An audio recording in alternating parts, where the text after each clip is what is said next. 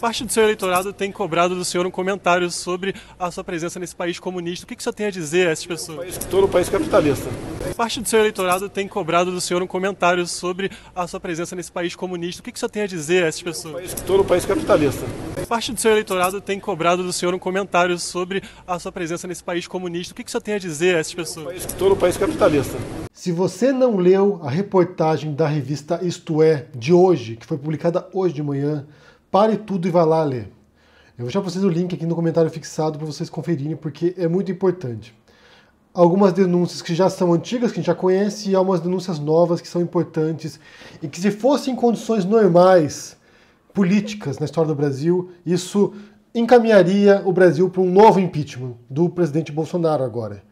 Mas, como não são tempos normais, como as coisas estão bem difusas e obscuras, e complicadas e inacreditáveis, pode ser que não dê nada. A gente vai ter que esperar para ver como vai se desenvolver, mas a gente vai analisar isso daqui a pouquinho. Primeiro eu quero comentar aqui uma fala do Bolsonaro na China. Ele foi visitar a China e enquanto estava lá no país ele foi perguntado o seguinte e respondeu isso aqui. Parte do seu eleitorado tem cobrado do senhor um comentário sobre a sua presença nesse país comunista. O que o senhor tem a dizer a essas pessoas? Todo país capitalista. Ou seja, Bolsonaro, um grande crítico do comunismo, que se arroga a missão universal de proteger o mundo do comunismo, o Brasil dos comunistas, de tirar o comunismo do Brasil, está agora visitando um país dito comunista, que é a China, e ele diz que ele não está no país comunista, que está no país capitalista. Você tem o Bolsonaro e os filhos e outros bolsonaristas que dizem que o Brasil é comunista, que dizem que o Brasil foi dominado por socialistas. And to send a message, a clear message that we are not going to be a socialist country anymore. E agora, quando está de fato num país socialista, ele diz que está num país capitalista. Isso aqui volta a algo que eu já disse anteriormente, que é o esvaziamento dos conceitos. Quando as pessoas dizem coisas que elas não sabem o que é e usam as palavras de maneira tão vaga e tão sem sentido que pode significar qualquer coisa.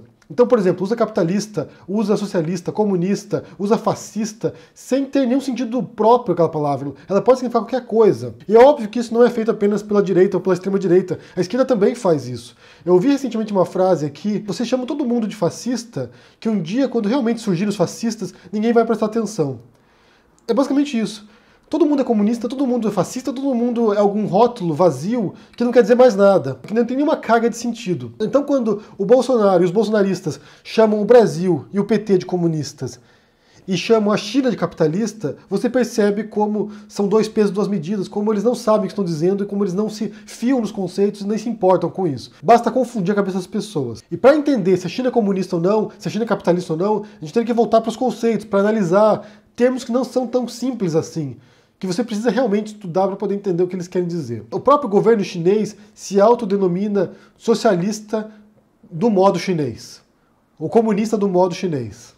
Eles têm certa liberdade econômica, que são decorrentes de uma reforma econômica dos anos 70, que abriu o país, que permitiu certas práticas econômicas que não eram permitidas antes, isso levou ao milagre chinês, e hoje é como qualquer outro país do mundo que tem uma economia chamada mista, que mistura a regulamentação estatal com práticas de livre mercado. Isso é a China, assim como o Brasil, assim como os Estados Unidos, assim como a União Europeia, assim como o Reino Unido, assim como outros países do mundo, capitalistas. Misto de livre mercado com regulamentação estatal. Bem, mas outro dia a gente deveria voltar aqui e analisar conceitos como capitalismo, comunismo, socialismo, entender o que isso quer dizer. Agora, voltando à reportagem da Isto É, porque isso sim é bombástico, isso sim teria a possibilidade de causar um estrago profundo no governo Bolsonaro e talvez até levar ao impeachment. Mas como o impeachment é um processo político, depende de vontade política de quem faz parte desse jogo. E nem todos talvez estejam dispostos a embarcar nesse momento, agora nisso. Então vamos falar sobre uma reportagem que se chama As Falcatruas do Clã Bolsonaro. E daí tem um subtítulo aqui: nas profundezas das operações irregulares do clã estão desde o pagamento de viagem de lua de mel com dinheiro público até carro blindado bancado pelo fundo partidário. O filho Eduardo teria montado um esquema de rachadinha com a advogada paga pelo PSL. E nessa mesma edição da revista tem uma entrevista com a Joyce Hasselman, no qual ela diz o seguinte aqui, a manchete: presidente não pode ser lobista do filho. Então vamos analisar aqui a primeira parte, né, a primeira reportagem, que tem as maiores denúncias mais importantes, E aparentemente há duas fontes principais para essa reportagem. De um lado você tem a Joyce Hasselman e do outro lado você tem o Valdir, o delegado Valdir. Dois que foram fritados pelo governo Bolsonaro agora. O Valdir era o líder do partido na Câmara e a Joyce Hasselman era líder do governo no Congresso. Eles ficaram de um lado de uma guerra interna no PSL, no partido do Bolsonaro, numa guerra interna contra o filho do Bolsonaro, o Eduardo Bolsonaro, e eles perderam. Até esse momento você viu uma vitória provisória, pelo menos do grupo bolsonarista do Eduardo Bolsonaro. Então a primeira coisa aqui nessa reportagem, que é a lua de mel com dinheiro público. Segundo a revista Isto É, o Eduardo Bolsonaro teria usado a advogada do partido, do PSL, que é a Karina Cufa, para que ela pedisse dinheiro ao PSL para bancar a viagem do Eduardo Bolsonaro para a lua de mel dele nas Maldivas. Ou seja, o filho do Bolsonaro, o atual líder do partido na Câmara, usou o dinheiro público para bancar a viagem para a lua de mel. No casamento dele também teve um outro caso que foi bastante estranho, que o Bolsonaro evitou comentar, que foi o uso de helicópteros da FAB para levar a parentada do Bolsonaro para o casamento. Isso foi questionado, isso foi criticado e o Bolsonaro fugiu de responder isso. Segundo o Antônio Rueda, que é o vice-presidente nacional do PSL, ele diz o seguinte aqui, em relação a essa advogada, a Karina Cufa, ele diz o seguinte: não aguento mais essa mulher me telefonando para pedir dinheiro para o Eduardo. Só que ele liberou a grana. Ele não aguentava mais, liberou a grana para a lua de mel do Eduardo. Inclusive, sai do partido também o dinheiro que banca os carros blindados do Eduardo Bolsonaro, segundo essa denúncia da Isto É. E aqui eu quero citar um trecho da reportagem que, na minha opinião, talvez seja a pior parte de todas. Karina Cufa era conhecida defensora dos interesses de Eduardo dentro do partido, do PSL. Ela recebia salário de R$40 mil mensais, também pagos com dinheiro do contribuinte, mas dividiria o valor com o deputado, na proporção de R$20 mil para cada um. Ou seja, a rachadinha seria isso. Essa advogada, que representava no fundo o Eduardo Bolsonaro, mas a advogada do PSL recebia R$40 mil do partido e esse dinheiro metade ia para o Eduardo Bolsonaro. Eduardo também ficaria com parte do dinheiro que a advogada recebia do PSL a título de consultorias extras. Em pouco mais de 8 meses de contrato com o partido, ela recebeu R$340 mil. E essa briga interna do PSL, por mais absurda que soe, ela tem a ver com o dinheiro do partido, porque o fundo partidário atual do PSL é de R$150 milhões anuais e de fundo eleitoral para 2020 e 2022 dá um total de R$500 milhões. Então essa briga tem a ver com o dinheiro. Quem vai bacanhar essa grana violenta do partido vai tomar as rédeas do partido nas próximas eleições.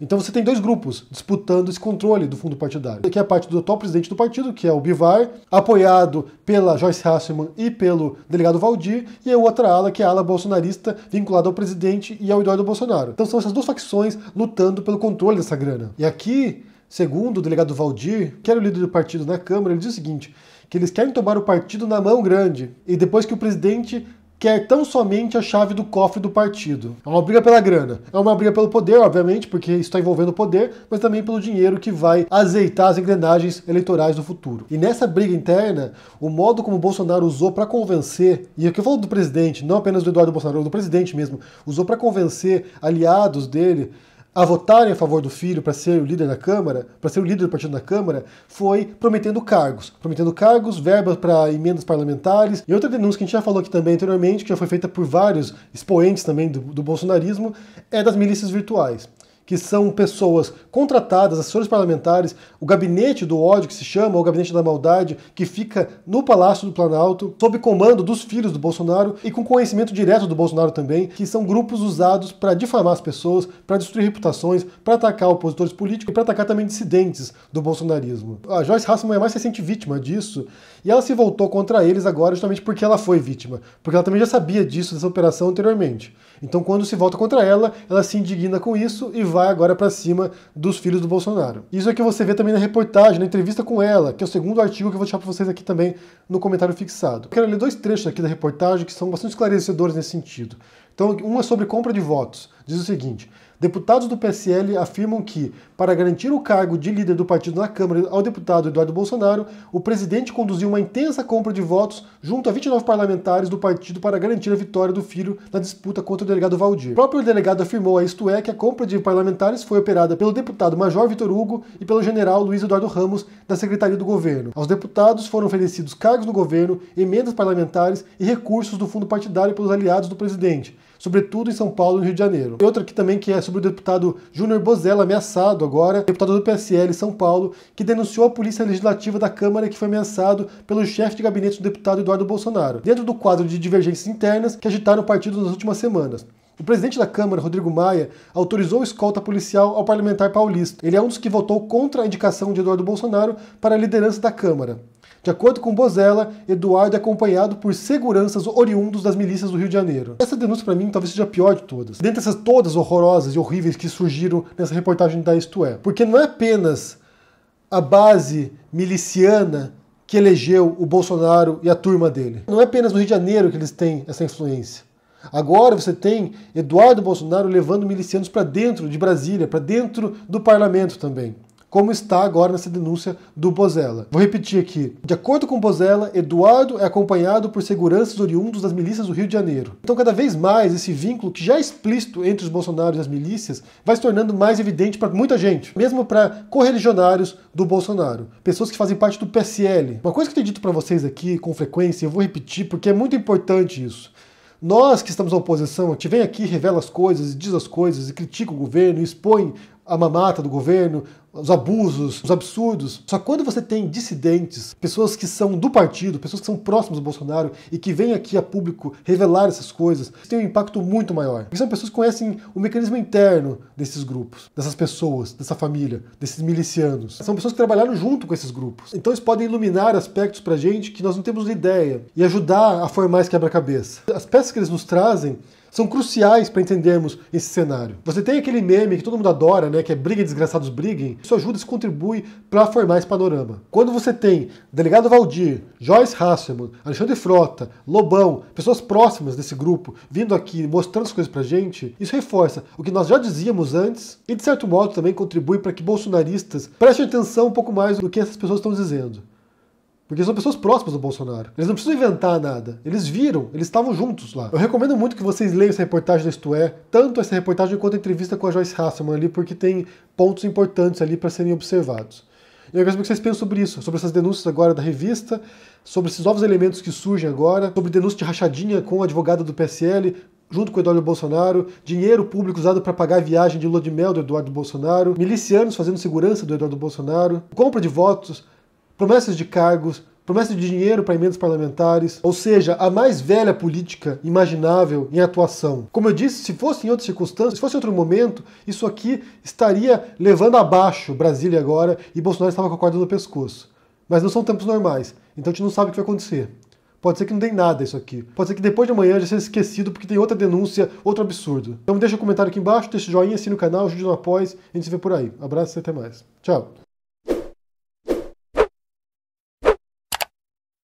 Parte do seu eleitorado tem cobrado do senhor um comentário sobre a sua presença nesse país comunista. O que o senhor tem a dizer a essas pessoas? Todo país capitalista. Parte do seu eleitorado tem cobrado do senhor um comentário sobre a sua presença nesse país comunista. O que o senhor tem a dizer a essas pessoas? Todo país capitalista. Parte do seu eleitorado tem cobrado do senhor um comentário sobre a sua presença nesse país comunista. O que o senhor tem a dizer a essas pessoas? Todo país capitalista.